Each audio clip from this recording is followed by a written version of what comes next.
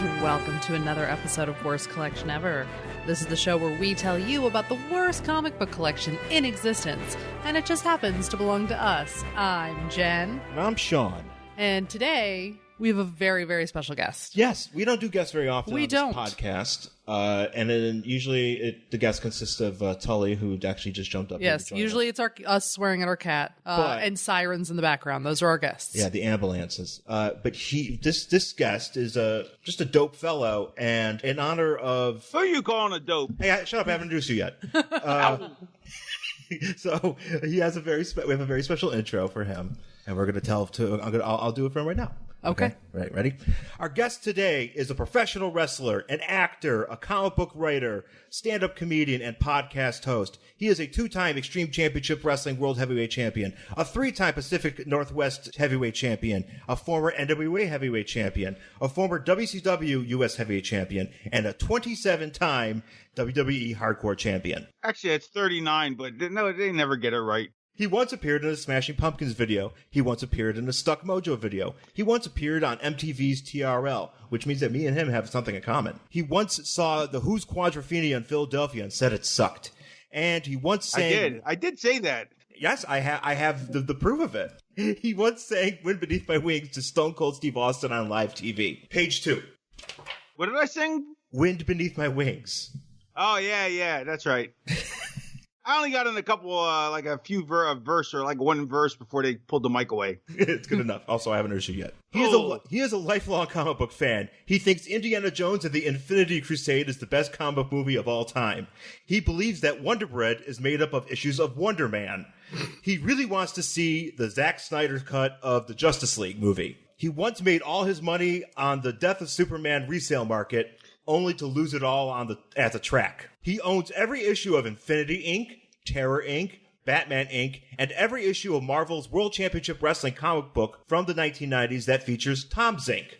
R.I.P. Oh, those are bloody lies. He is the darkest of knights. He is the friendliest of all neighborhood Spider-Mans. He is the best there is at what he does, but what he does is actually quite beautiful. He is not to be confused with the Teen Titans character or the drag queen of the same name.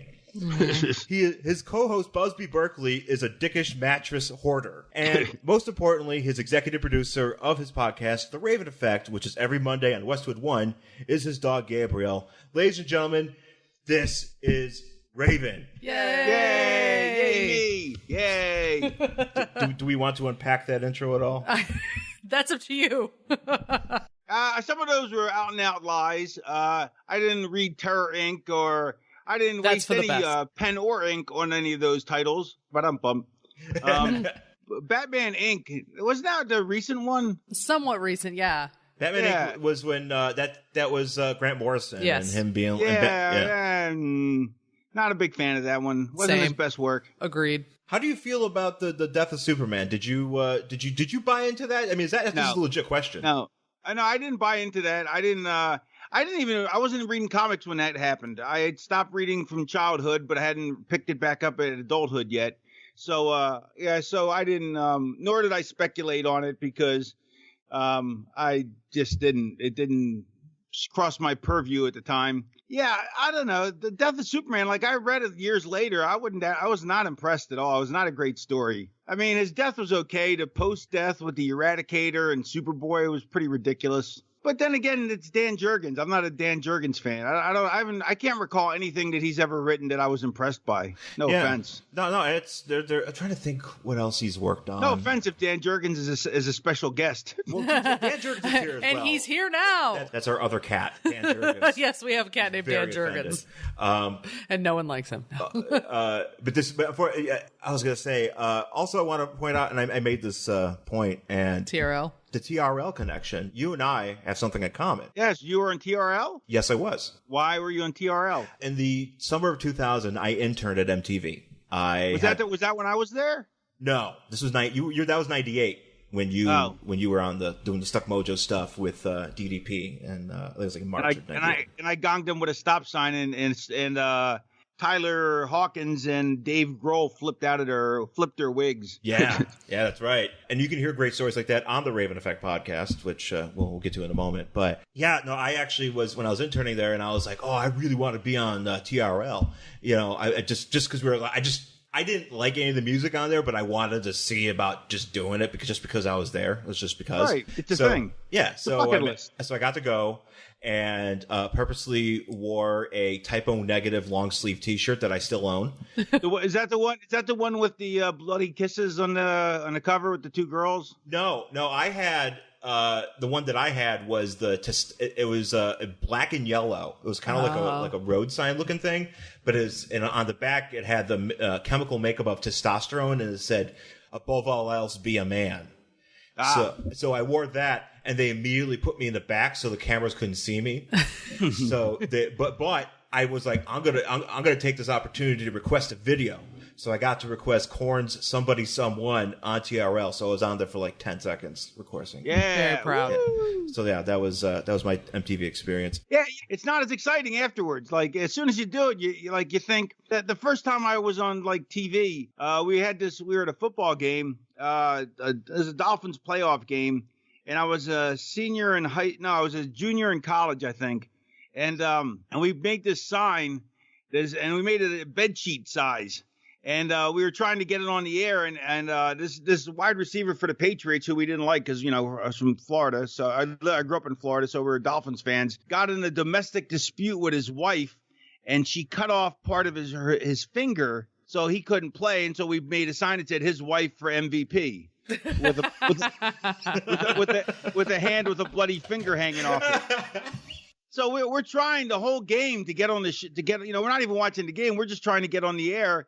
And then I thought about it afterwards. I go, why am I trying so hard to be on TV for 5 seconds? I mean, so then I'll be so what? I can say I was on TV for 5 seconds. And I realized that there must be something missing inside of me that needed to be filled by the adulation of strangers. And that was the exact moment when I finally decided that I was definitely going to be a pro wrestler. Yes. Those points do connect. I've had plenty of those moments too, where it's like, like I remember I was playing I used to play trombone, and I played the rusty trombone. Yes. I was the best at that. I was first chair. So, you gotta get to the top there. Well, but the problem with the rusty trombone is you're always on the bottom. Yeah. I was on like the local news and like a band in the back. Real quick. Is it hard to play? Trombone? It's got to be hard to play. Oh, wait, are we talking about rusty trombone or just actual trombone? Actual trombone. Oh, okay. Actual trombone it's to be honest, it's not that hard to play because once you basically learn the slide positions and where to put where the notes are, and basically knowing how to vibrate your lips, because I think they determined that I had a fuller lip when I was in 4th grade. So they said, okay, well, you should probably play trombone or tuba or something like that because you can fit, because the mouthpieces for a trombone are much bigger. But yeah, it seems like it'd be so annoying. Like it'd be very difficult to continue to just blow as hard as you can for an hour for a concert or something. Well, it's not constant. I mean, you take breaks, not every. Right. But I'm saying it seems like a difficult instrument, though. It just all the woodwinds. No. Well, I mean, the woodwind. Well, yeah. I mean, the woodwinds are definitely. I can't see playing clarinet. That's something like clarinet or flute. Like that's, especially you have to hold it up the whole time. Mm-hmm. You got to have that. That. Yeah, but the trombone, you got to hold the thing that goes in and out. But you get to rest it on your shoulder. Yeah, I guess. It just seems like they'd all be difficult. Or like the violin, just holding it under your chin with your head turned for an hour at a time. It'd be ridiculous. Yeah, I can see that. And also something that you also kind of forget is like drummers. Like you think, like I often look at drummers and I'm like, oh, that'd be really cool. But you forget that like as a drummer, you have to be moving your hands and your feet constantly. Yeah, and it's got to be exhausting. And you got to sit in a chair with no lower back support. Right. And if you're Dave Grohl, you're also singing. So you have to sing. You have to do all that. That's why Grohl doesn't drum for the Foo Fighters. Milwaukee's. What's it called? Foo Fighters. Right. I think he's done a few. Well, there's a few. Well, I mean, Don Henley was a singing drummer. Uh-huh. There's the band Atreyu. Phil Collins. Phil Collins. Yeah. So those are the true Iron Men. Phil McCracken. He's my favorite. Jen has a question. I'm sorry. Oh, yeah, I do. So you mentioned that Raven was in a Smashing Pumpkins video. Oh, yes. Which video? Owada. Do I remember this video? No, I don't remember this video. Because I was a huge Smashing Pumpkins fan. I've seen them in concert. So I was like, wait, which video? No, it was a much later. It was after he had hit, after they were they were at the top of their game. Not that they're not still at the top of their game, but it wasn't in their glory years. It was like what, 8 years ago, Sean? Yeah, it's fairly recent. Okay, yeah, I know I haven't seen that one. I'm gonna have to look now. They're back on tour again though. Now I think. Yeah, they just released an album. Yeah, there was something. I think it was like on the AV Club or something about how they just released a new album. Yeah, no, Billy's out there. Yeah, you'll find this interesting, Sean. Billy says that he does his songs like once he said, I totally get it, like wrestling matches. Like he tries to put high spots in, and like there's always all kinds of changes in his music that a lot of songs don't have. Do you know what I mean? Yeah. And that's why, because he doesn't want the audience to get bored. So it's like he throws in a new high spot here and a new high spot there, which is really interesting because if you listen to his stuff, even like when the instrumental stuff plays, it's not just the instrumental and then instrumental, repeat. It goes off in different tangents and, little switches and twists and turns. Yeah. So that's pretty cool. Yeah. No, I appreciate that as just as a creative person, you just have the opportunity to find ways to, break it up and make things, people pay attention. And, that's something that I'd imagine Billy, who's been doing music as long as he has been, is quite adept at doing. So, and, it's great to still see him rocking, man. And did he's Johnny Adept at doing it? Yes, Johnny Adept, the lesser known sequel to Johnny English starring Rowan Atkinson. Well, and actually the prequel to Johnny Mnemonic. Yes. Mnemonic, or however it's pronounced. Mnemonic. Henry Rollins was in that movie. Henry Rollins is? Yeah, I forgot what he was. His neck is always a feature whenever you see him. Like his neck stands out so thick, like it's just ridiculous. I wonder what his trap workout is. Lots of bridges, I imagine. Bridges, shrugs. No, I meant his track workout. He runs over bridges. Oh yes. See, I was talking about traps. So maybe he's just doing bear traps. Oh, traps. I don't know. I didn't have a joke for that. So I just wanted to ask you, I guess, real quick before we jump into our book, maybe some of your history with comics and. Well, I used to touch them when I was younger. But what was some stuff that you really enjoyed, reading when you were younger? Sonic the Hedgehog. No, I'm kidding. No, when I was a kid, I liked DC. I didn't like Marvel when I was a kid. But I like them both as an adult. But I started getting back into comics around 96 when I heard about the Neil Gaiman death. Sandman. Dream. Yeah, Dream, Sandman. So I heard about it, and so I was like, I'll try this. And then I read that and Watchmen and read all the trades that were out. And back then, there weren't a lot of trades out. There was, there was like 30, 40 trades, including Dog Moon by, I forget who that's by. It was always in a pictured like where of trade paperbacks you could buy, and it was terrible. It was some esoteric you can type fast, look up Dog Moon, who it's by. I finally wasted my money on it. It was a waste of money. But so I started buying all these trades, and then I started finally, when I ran out of trades to read, which was possible back then I started reading actual issues, and then I started getting some back issues. But most of the back issues I never read before pre-91, 92, when the revolution took place. Gotcha. So Dog Moon was by Robert Hunter and Timothy Truman. Yeah, that's right. Timothy Truman and Robert Hunter is in the Grateful Dead, so that's why it was so esoteric. Timothy Truman used to do a lot of the art. I think it was him and John Ostrander when they did Hawkworld. That was his thing. That's where I recognize him from. Yeah, that's right. What year was Warlock from? The one that we're reading now, or just in general? Yeah. Oh, the one that we're reading now today. Actually, shit, that is a good question. I think it's from 94. That was a great series. I loved reading the Warlock books, like the Infinity Wars and the Infinity. No, well, not the Infinity War. I'm sorry. I got it from the movie. With what the hell was it called again? The first trade? The Infinity Gauntlet. Yeah, was it the Infinity Gauntlet? Was the first one? It went Gauntlet, War, Crusade, and then they did a bunch of other stuff. War, Crusade. I knew War wasn't first. And then he was writing Starlin was writing 3 books. He was writing Infinity War. He was writing Warlock, and he was writing Warlock and the Infinity Watch, wasn't he? Wasn't there like 3 books at the time? There was a Warlock Chronicles for a minute. Right. I love those characters. I love the cosmic characters. Yeah. Well, you know what? Let's. How about this? Let's take our break, and we'll come back and we'll talk about this book for this week because we're talking Warlock. In the annals of television history, there are TV shows and characters that changed our culture and helped define generations. These are not those shows. It's time to close up the bar, leave the war, and quit your yuppie whining so you can step on board the Enterprise D, run alongside the Hoff, stop time with your fingers, and introduce your family to the voice input child identikit, because this summer, Pop Culture Affidavit is taking you to the depths of 80s and 90s television with It Came From Syndication! For 7 weeks, I'll be taking a look at a variety of syndicated TV genres, from the lauded science fiction of Star Trek The Next Generation to the "this was a show?" of Small Wonder. Along the way, we'll battle with the Thundercats, run through the Funhouse, give thumbs up at the movies, and have a very current affair. Pop Culture Affidavit presents It Came From Syndication! Coming July 11th to popcultureaffidavit.com and twotruefreaks.com. All right, we're back here on Worst Collection Ever with our book for this week and our special guest, Raven. I want to be the book. Can I be the book? Okay, so this week we're back with our special book for this week. God damn it. So we're back with our book for this week.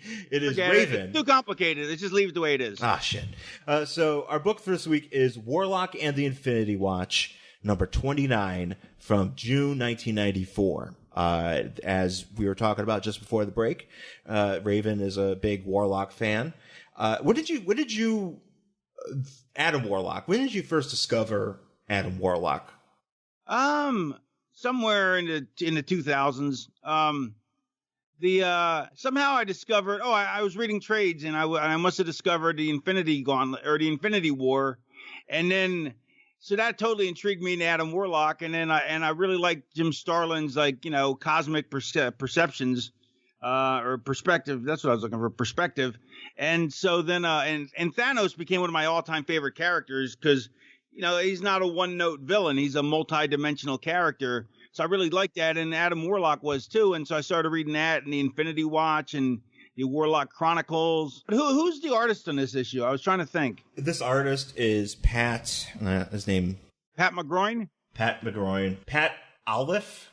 Yeah, Olive. There's a lot of Olive L's and F's in that name, but Olive. I'll tell you what. A lot of older artists that I didn't like their work. I don't know if I liked it. I liked his work in this book.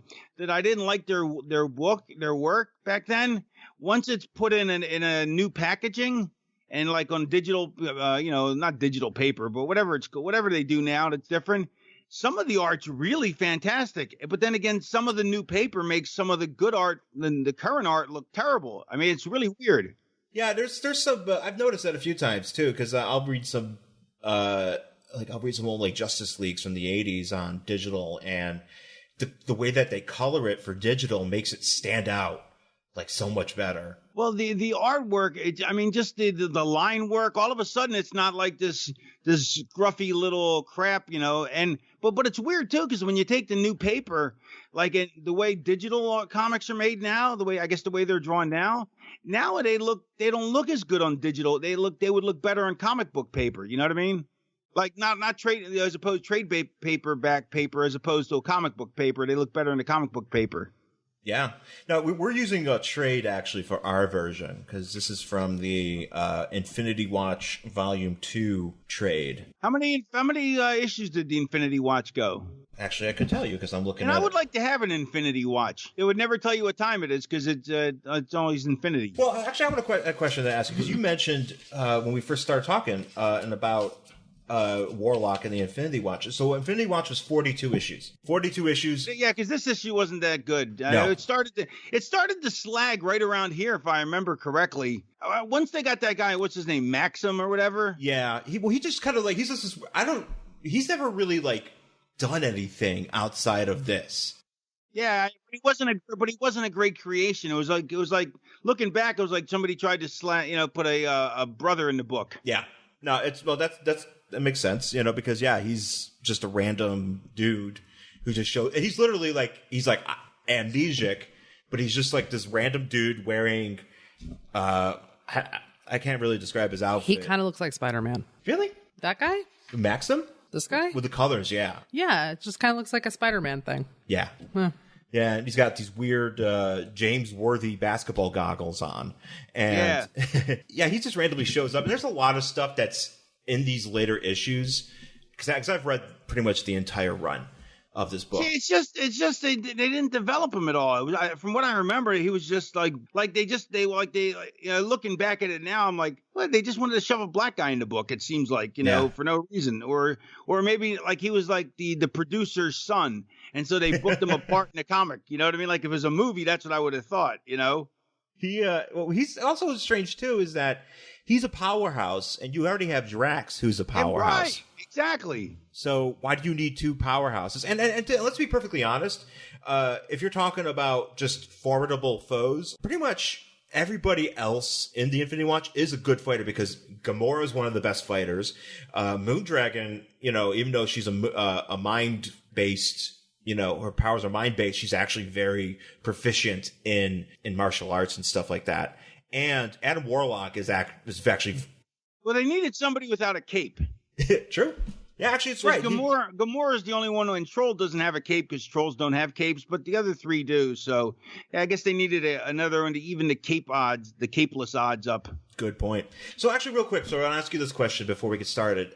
So the Infinity Watch. The Infinity Watch consists of Adam Warlock, consists of Drax the Destroyer, Pip the Troll, Gamora. Now here's a question I have. When did Pip the Troll get his teleporting powers? I forget. When they gave him the stone. Oh, that's right. But didn't he retain him after he lost the stone? That's a good question. I don't know. Because because I still occasionally read comics. Like I had to quit cold turkey in 2010 because they were just so terrible, and they just changed DC's universe again for the 8 millionth time, and it was terrible. And I was like, plus I spent so much money every Wednesday at the comic book store, because obviously, as everyone knows, Wednesdays when the new comics come out. And I hadn't read a book in 10 years at that point, because I was just reading comics. So I was like, I got to stop reading them. So I cut myself off cold turkey. But now every once in a while I'll buy a trade. And usually they involve Thanos. But as far as it seems, Pip still has his teleporting powers. I have to go back and check that out then, because I'm actually intrigued as to that, because I haven't really paid attention as to what Pip is up to lately. I kind of pretty much like my. Well, I think he's on the internet a lot. He's probably just a troll. Yeah. Thank you for the pity pop, Jen. So, the Infinity Watch. You got Adam Warlock, Gamora, Moondragon, Drax, and Pip the Troll. And technically, Thanos had the other gem that was distributed, but he wasn't a part of the Watch per se. And then eventually, Maxim joined the Watch. See, I like the Watch because they're kind of like the Flock, a bunch of idiots and weirdos. Well, I was going to ask.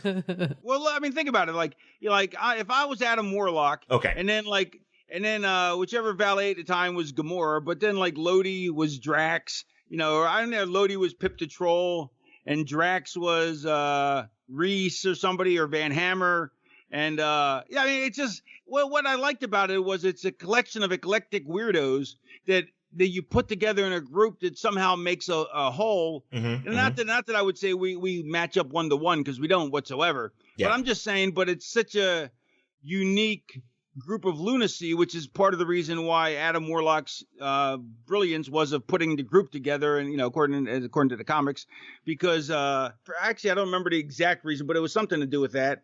And that's kind of how I picked my flock members for different reasons. Like Stevie and Amini entertain me. Saturn does all the work, so I don't have to. Kidman can work, and he scratches himself. That makes me laugh. Is that why you picked Kidman? Because he was like, hey, look what I can do. Honestly, I didn't get to pick any of them hardly except Sick Boy and Lodi. They didn't let me pick them. They just gave them to me. And I wanted to pick all new guys that nobody had ever seen before, but they made me pick I picked Sick Boy because he was at the school, so nobody knew who he was, and he was really talented. Lodi I picked because I hired him as my manservant to drive me around all day and make sure I went to the gym because I was doing a fair bit of drugs and alcohol to that point. So he was my service paid employee. So I put him in the group. Van Hammer, Page made me take. Reese, Page made me take. Because DDP and Eric Bischoff were tight, so Page made me take a bunch of retreads. Riggs, they wanted to do something with. I didn't want him, but I liked at least we changed him up with the patch on the eye, so he looked like a pirate. Yes, he did. Who else? What about Saturn? Was Saturn? Oh, Saturn I didn't pick, but I was more than happy to take because, he was my buddy from ECW, and he could work. Can I say, and Horace? Horace is the last one.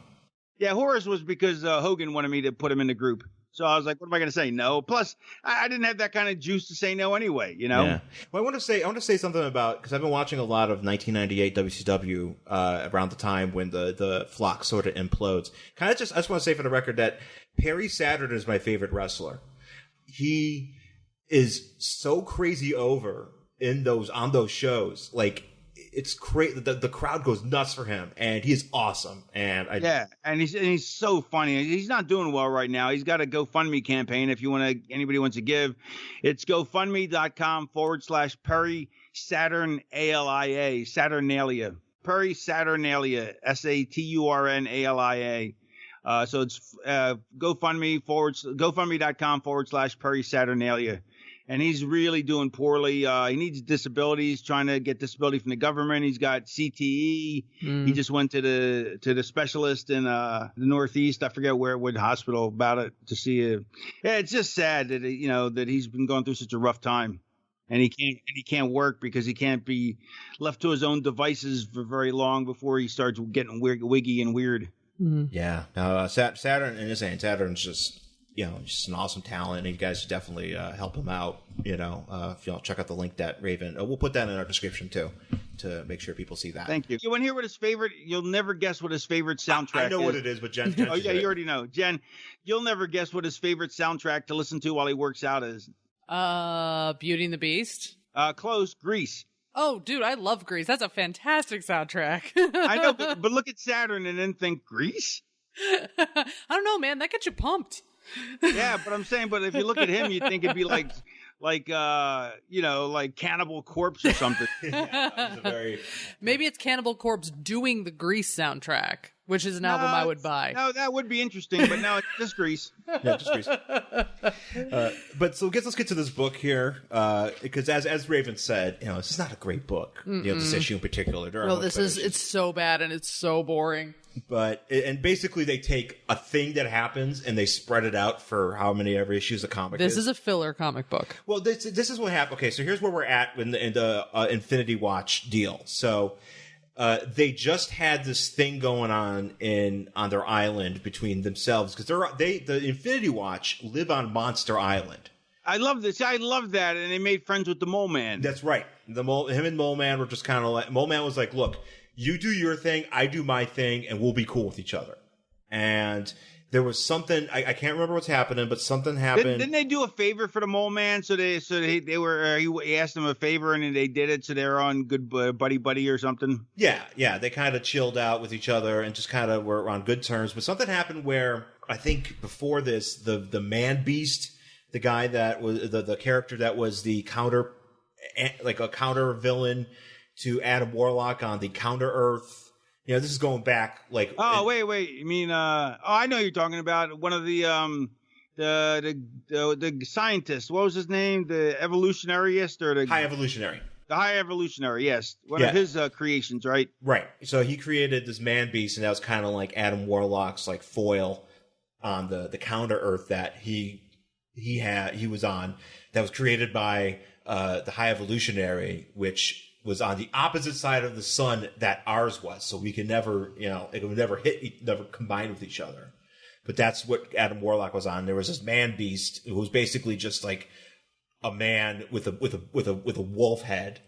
And that was Man Beast. And something happened where he was an actual, it wasn't a helmet. It was an actual, that's right. It was actual beast head. Yeah, it was like BoJack Horseman. Like a Minotaur. Yes, Adam Warlock actually lived in BoJack Horseman Earth. Oh, gotcha. Have you ever watched BoJack Horseman, Raven? No, I haven't. I keep hearing about it though. You should. It's good. It's quite good. He goes to Hollywood. Yes.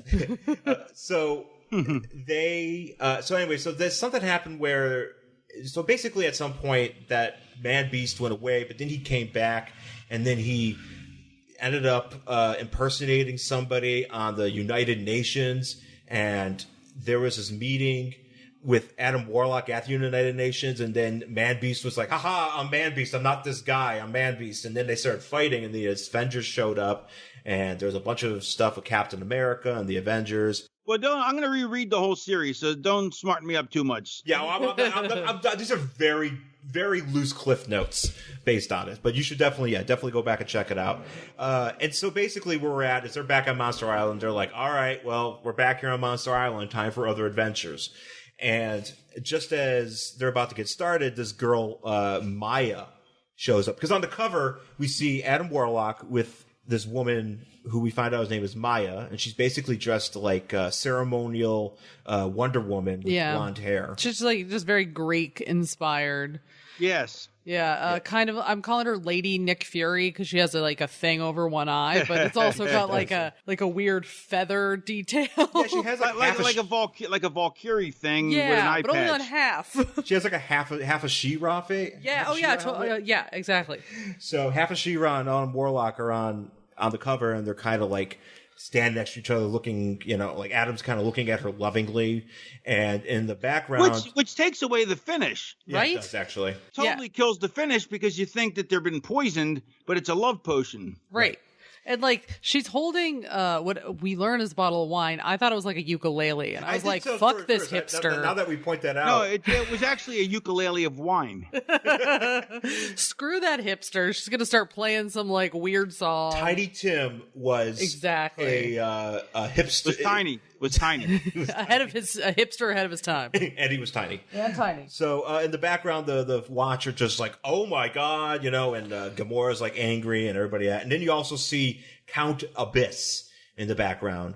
Count Abyss. It says, "There's no escape from the vile plan of Count Abyss." Well, sometimes when you stare into the Count Abyss stares back. He does, yes, and he is staring back. He at is us definitely staring back with his shiny eye. I kind of liked his negative personality, like he's all black.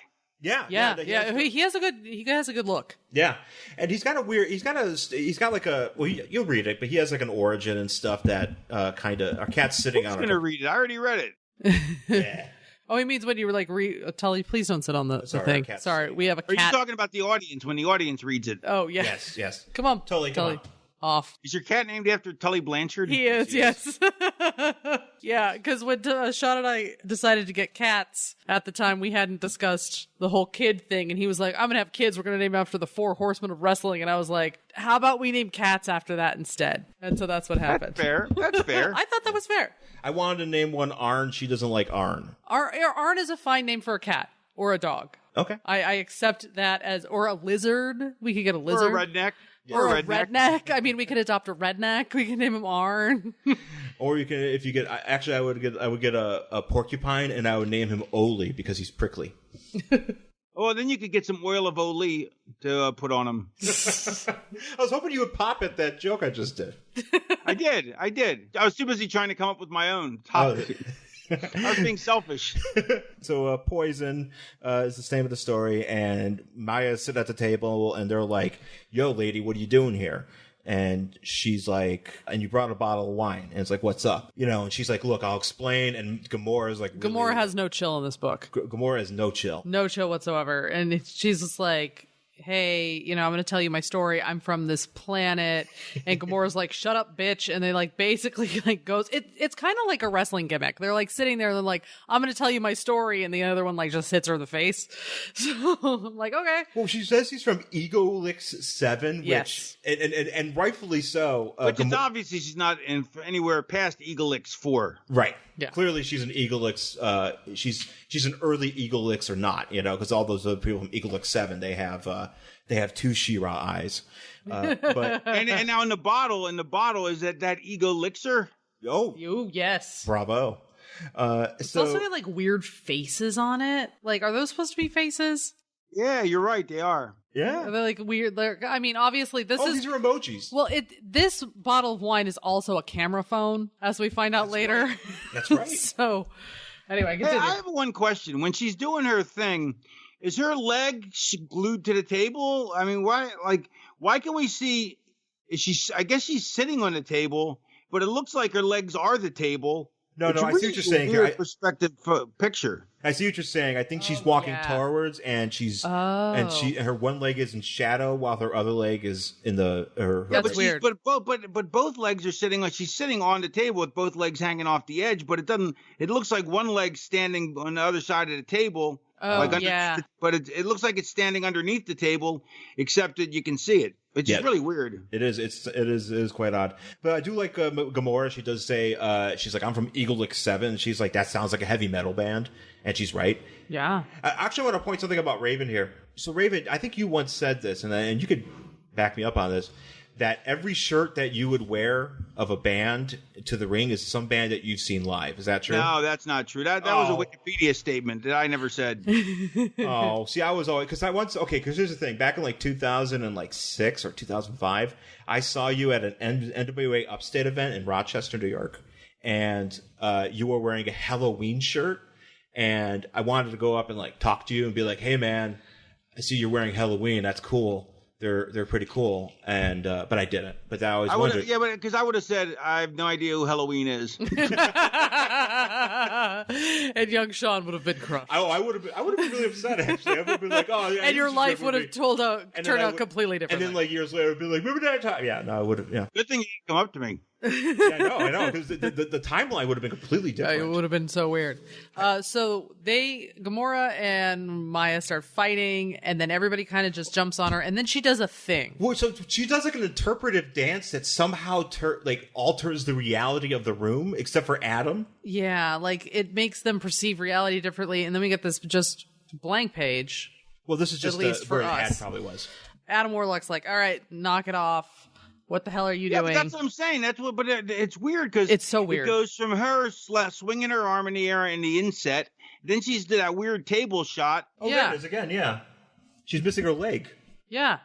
Yeah. Okay, that's what I was talking about. Maybe I'm missing a page in this digital comic, but I'm on page 3, the third page with art. And is where the lady with where the table business is going on. Yeah. Oh yeah. No. Oh yeah. I see. She has this a few times where she said she's right. Well, here's what I think is happening here: is she is doing her dance, but she's standing straight up. She's flying, while maybe? Kind of leaning on the table. And is she like starting to levitate? It's just drawn really badly. It's a weird drawing. It is definitely. There's this one here where she's standing in front of Adam Warlock. It looks like her one leg is being sucked into his cape. Yeah. It's kind of weird. She looks like she's going to kick him in the balls. That's funny. Yeah, it's true. Talk about an abyss. So she's like, Adam's like, what the hell is that? And she's like, that was like something I do with reality. I learned it as a kid because she went to like the Oakwoods for reality bending. Hollywood upstairs reality building college. And so they're basically like, Adam's like, look, let's I'm gonna go and talk to this chick.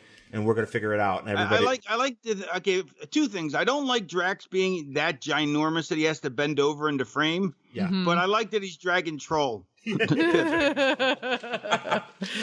kind of dragging But he him. looks like he's 17 feet tall, though. Yeah, he's huge. He's just a big guy in general. I mean, Yeah, but he's not 17 feet tall, though. No, he's pretty big. Yeah. Drax has fuck all to do in this book, too. No, he doesn't do anything. He just stands and drags Troll. He's an idiot. I love Drax when he gets really like maybe if you've read some of the issue if you might recall from some of the issues, but he's really into Alf. Did you know that? No, I don't remember that. So Drax is really into Alf because on Titan, where he was living before Adam came and got him for the Watch, because basically, I mean, Drax, what basically his deal was, he had the soul of vengeance. Yeah, I know that. Arthur Douglas. Moondragon's ex-husband. No, her father. Same thing. No, but then she she forced his consciousness out of his head, and he was dead. But then they put something back in there. They brought him back together, but he was kind of dumb. I guess on Titan they would only get transmissions of Alf. So he watched. I remember that now. I remember that. Yeah, so he's really into Alf. So occasionally he'll be like, "Yo, what's up with Alf?" But anyway, so Drax. So what we got here? So they're like, Adam Warlock's like, yo, I gotta talk to this chick. Everybody get out. So they leave. They're all outside. Gamora's having like a fit. And everybody's like, I think you're jealous, Gamora. And she's like, shut up. And I think she tries to throw a knife through Troll, but he like disappears. She throws a knife at Troll, but he teleports. Yeah, he like teleports away just before she kills him. And then we're back in like the dining room, I guess. Yeah, we're back with Adam and Maya, and Adam's like... And her weird face whine. Yes. And so Adam's like... And so basically she's like, look, I'm an agent of Count Abyss, but I'm... Also double agent, but just I'm also FYI. a double agent.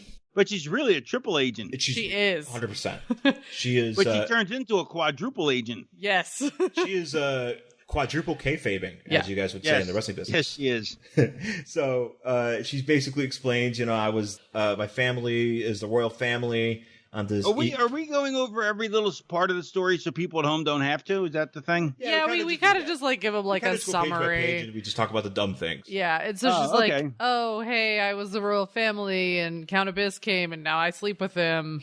And now they have John Woo doves flying by at the end of the page. That's right, they do. They do. And she's like, but I'm working with the Resistance.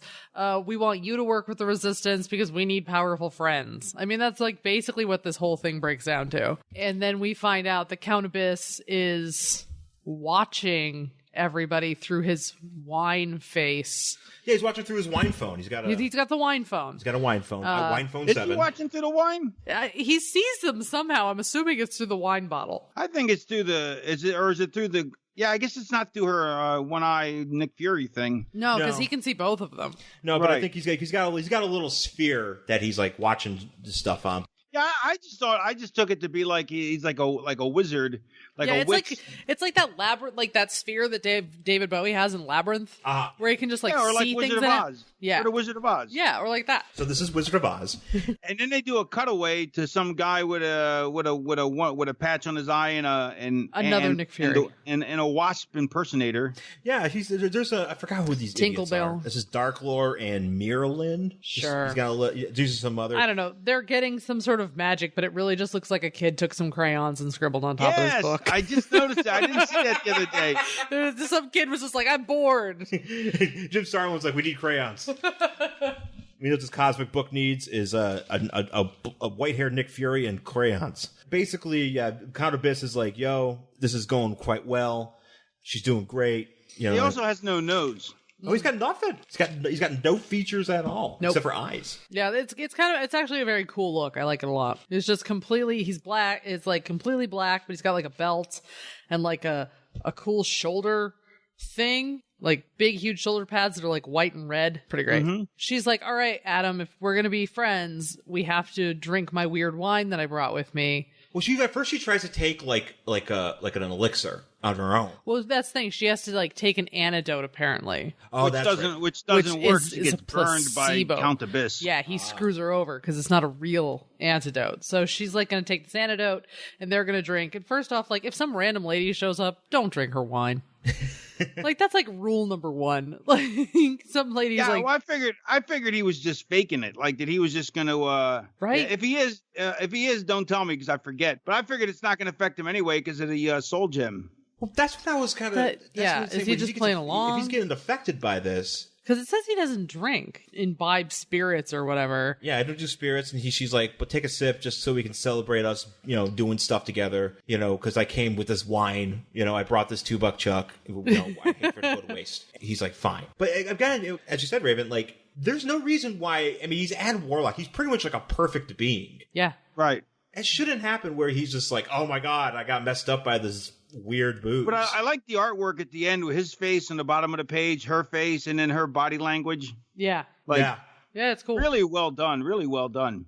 Yeah, no, that's true. They do. They they really drag this out, but it actually looks to be quite well. Yeah. It just looks kind of cool. So they do this, and then they drop. And they're like, oh no, we both have drank some Spanish fly. We must have sex now. Yeah. Basically is what happens. And here's the thing I hate comics. Like Warren, I love Warren Ellis, one of my favorite writers ever. But if he has a good artist, he'll draw 3 pages with no verbiage. I hate that. Yeah. And this is like 2 or 3 pages or 2.5 pages with almost no verbiage. That it's just like, come on, we get the point. Well, let's move forward. That's it. That's what we were saying. Like this, there's like a thing that happens in this book, and they drag it out for the entire book. And I'm like, you could have. This is like watching an episode of Mad Men. Like towards the end, you're just like, nothing is happening in this episode. That's why I never watched Game of Thrones, because I watched the first 4 episodes, and they took forever. I gave up. It was horrible. Yeah. Or it's kind of like watching any of those, at least the ones that I've watched recently, the Marvel Netflix shows. Yeah, it's those like middle episodes in the Marvel Netflix shows where they just like drag on. And you're like, you don't need these. Let's get back to the awesomeness. Iron Fist dragged like nobody's business. Oh, yeah, we never finished it. Yeah. That's where we got stuck. So Pip the Troll is a creep. And he's like trying to see what's going on. And he's like, well, I'm looking through this thing. And Moondragon mentions there's another peephole on the other side. So he like teleports over there to see what's going on. Yeah, because he's listening. He's not peeking. There's no peephole. Well, not yet, but he will. Well, here's the thing. So Pip the Troll can just go wherever he wants with his gem. Couldn't he just like find a place to hide in the room that they're in? That's too much. That would have taken up 2 pages, though. Oh, that's true. Yeah. So he like goes to the other side. He looks in and he's like, oh, holy spit. Ha, jokes. And everybody comes to see what's going on. He's like, don't go in there, guys. And Gamora's like, fuck that noise. And she opens the door. And oh, man, they're making out. They are hardcore. And opening the door takes an entire page. Oh, my God. It takes like, how many panels does it take? 1, 2, 3. It takes 4 panels for them to open this door. And here's the thing is, if you look at the panels are excellently done, but they're come lovely. on. Yeah. But you're killing me. Adam and Maya are having in the throes of passion. If this issue was 40 pages, it'd be okay. Yeah. Yeah. But they don't have that kind of. It's a comic. You got 22 pages. You got to get to the story. Yeah. And then and Abyss is like, haha, victory is mine. Now they will like yearn for each other and nothing, and they won't do anything else. See, he's got a mouth. I told you he had a mouth. Oh yeah, there's his mouth. Oh, there. Okay. Yeah. He's smiling. I like his belt too. He's got a little like merman belt. Yeah, it's his face. And he has a little gauntlet on his arm. Mm-hmm. Yeah. Actually, his gauntlets are kind of nice. What is this down here? It kind of looks like the demon. He's got little critters. Oh, he has friends. He has little like bone dogs with him. Where? At the bottom. He's got like that teethy bone dog at the bottom. Those were like... Oh, yeah. He had them in the other... And then on his helmet, he's got a weird little thing like his belt. Yeah. Yeah, you know what? He never got his due. He's into branding. Oh, maybe there's a reason. As we'll see in the next issue, which we're not doing. That's right. So, yeah, he's like, yaha, my plan is dope, and they'll never be able to get together, or they'll never be able to cure their passions. And literally, the next issue is called Passions, which not to be confused with the daytime soap opera. Yeah. And that's it. We don't get a letters page because we're reading a trade. So I don't know if you got a letters page, but I'm assuming... No, I didn't get one. But I'll never get this hour of my life back. Yeah, it's true. So would you read the next issue of this, Raven? Yeah, I wouldn't read it just to read it. Like, I'll read it because I want to reread the whole series, but I don't know when I'm going to get around to it. Because it's not going to end in the next issue. That's what I hated about Marvel when I was a kid, was they were never one and done. They were always multiple issues. And so and like Chris Claremont with the X-Men would start 75 different plot lines and never even finish 25 or 30 of them. It used to drive me nuts as a kid. Yeah. Mm-hmm. Yeah. That's what I like about some of the books that we do on the show, is that some of them we just find to be like one and dones. And it's a lot easier to kind of just take in the character and stuff like that and, move on. But, sometimes you read a book like this where, as Jen said earlier, it's like a transition book, because they just went from a whole thing with the Avengers and the Monster Island, and now they're trying to move on to the next, next gimmick, and, they're doing this, and now we get to kind of see how this plays out. But we sometimes we never know when we do this, but we don't do it until it's too late, and we just go, there's nothing going on in here. So it's kind of a bummer. But I do want to know. I've already read all this, so I'm going to read it. And Raven said he's going to check it out. What did you think, Jen? I'm not a huge Adam Warlock fan. How dare you? I know, right? It's very, for me, and kind of like what you were saying, Raven, like, it's hard for me to just jump into a book and be like, okay, we're setting this up. And there's all this like other shit going on, and it's not one and done. There's no real story behind this. So if I had just picked this up as a single issue as a kid, I don't think I would have ever gone back to it, because I'd have been like, okay, nothing happened in that book. Right. So yeah, maybe I'll give it a maybe. It's here if you want it. I know you've got the trade. It's right here on the table. So that's it for our show. Raven, thank you so much for joining us. Yeah, man. Thank you. I had a great time. Yeah, no, thank you for being here.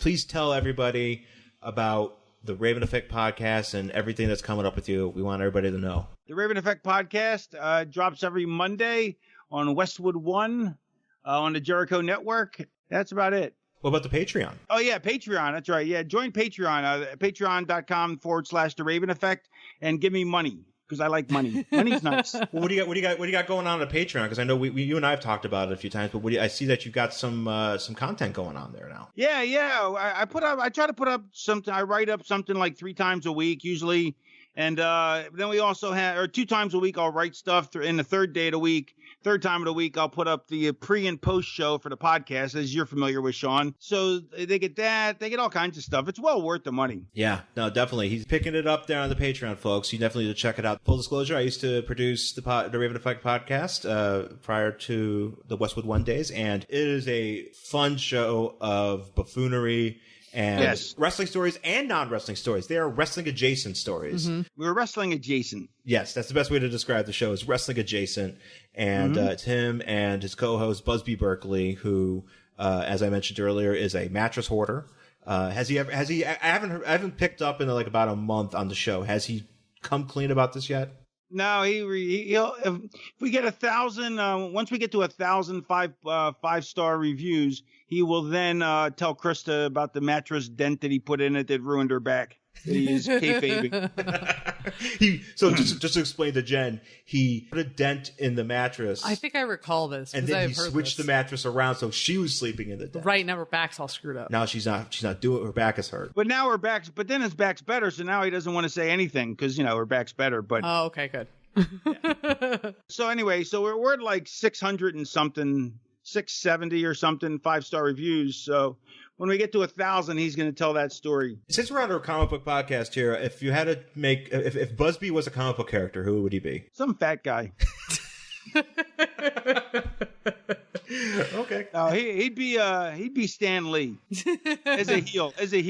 Ooh, heel Stan Lee. That'd be fun. Yeah. I like it. Oh, and my recent the post I just made today on Patreon has 5 of my favorite comic books listed in it, because you put me in a comic book mood, so I made a post about it. Awesome, cool. And I want to say too, I've been listening to a lot of Tony Schiavone's podcast, and he puts you over a lot about actually bringing him into comic book fandom and introducing him to stuff like Swamp Thing and all that. So he talks about that every so often when you come up on their show. So he's a good guy. Yeah, no, Tony's got a good show too, and he's cool. But yeah, again, thank you, Raven. Also, Twitter at The Raven Effect. Yes. And you can find myself on Twitter at Angry Hero Sean, Twitter and Instagram. Mm-hmm. And Jen? And I'm at Jen Stansfield on Twitter and Instagram. You can find Worst Collection Ever on Facebook at Worst Collection Ever. And email us, worstcollectionever@gmail.com. Yes, we actually got some really cool emails recently, and we're going to have to share those coming up in the coming weeks. So please stay tuned for that. So once again, folks, thank you, Raven. Thank you. Thank you. Thank you, Jen. Thank you for coming. Yes, and thank you everybody for listening, and we'll talk to you again soon. Bye.